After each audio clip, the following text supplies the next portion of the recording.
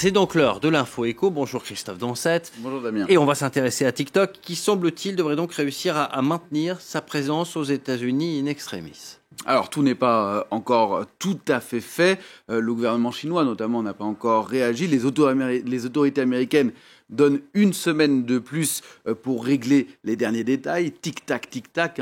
TikTok, la montre, les aiguilles de la montre continuent de circuler et il faudra attendre la fin du mois de septembre pour qu'il y ait véritablement un accord. Mais ce matin, le Chinois ByteDance confirme les termes de cet accord. Vous savez que Donald Trump voulait interdire TikTok, l'accusant de porter atteinte à la sécurité nationale américaine. Il exigeait que l'application passe sous contrôle américain. Finalement, on est bien loin d'un rachat total, mais deux groupes américains vont effectivement entrer au capital de TikTok Global, qui sera la nouvelle entité qui sera créée et présente aux États-Unis, les géants des logiciels Oracle, qui va prendre une participation de 12,5%, et le géant du commerce Walmart, qui prendra lui 7,5%.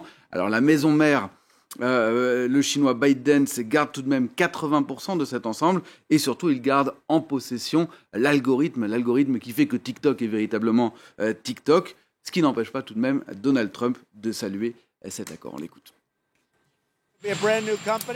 Ce sera une toute nouvelle société. Elle n'aura rien à voir avec un pays étranger. Elle n'aura rien à voir avec la Chine. Elle sera totalement sécurisée. Cela fera partie de l'accord. Et ce sera à la fois Oracle, comme vous le savez, et Walmart. Et je pense que ce sera un accord fantastique.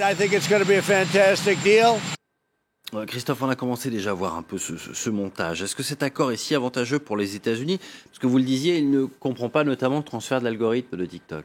Oui, mais alors, les défenseurs de l'accord essaient de trouver toutes sortes d'arguments et de calculs pour montrer que TikTok Global sera contrôlé par les Américains et donc que c'est une bonne chose. Par exemple, ils essayent de démontrer que ByteDance, qui garde, on le disait, 80% de l'ensemble, est contrôlé à 40% par des investisseurs américains. Et donc, au final, TikTok Global passerait sous pavillon américain à 53%.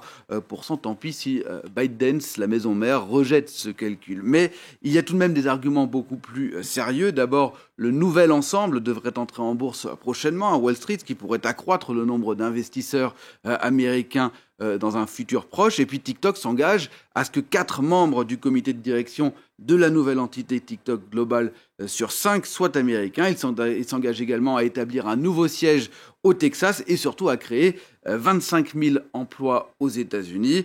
Et ça, à 2 mois de l'élection présidentielle aux États-Unis, c'est quelque chose que Donald Trump peut mettre en avant. Et oui, parce que cette affaire, elle est très politique. Mais tout ce dossier, Damien, est extrêmement politique. D'ailleurs, on peut même se demander si Donald Trump n'avait pas TikTok à ce point dans le viseur pour des questions d'ego personnel, puisque l'application avait été à l'origine de l'échec de son tout premier grand meeting post-confinement qui avait eu lieu dans l'Oklahoma au mois de juin. Vous voyez ici les images. Des milliers de billets avaient été distribués sur TikTok, mais à des faux comptes. Et vous avez vu les images un peu plus tôt. La salle était à moitié vide.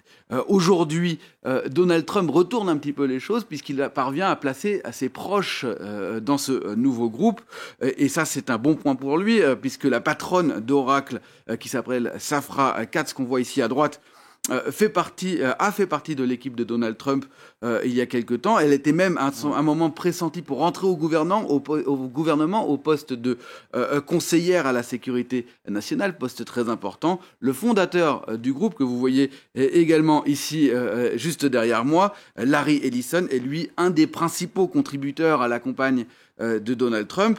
On dit même que c'est un des plus proches amis de Donald Trump dans la Silicon Valley. Même chose pour les investisseurs, les fameux investisseurs, les 40% d'investisseurs dans ByteDance. Certains sont des grands contributeurs du Parti démocrate. Donc oui, il y a des raisons extrêmement politiques là-dedans. Il n'y a pas que des proches de Donald Trump qui se méfient de TikTok. Alors ça, c'est vrai. Il y a même une véritable paranoïa anti-TikTok dans la Silicon Valley. Je discutais avec un des hauts dirigeants de Facebook qui me disait qu'il est absolument interdit d'entrer dans les locaux de Facebook si on a l'application TikTok sur son téléphone.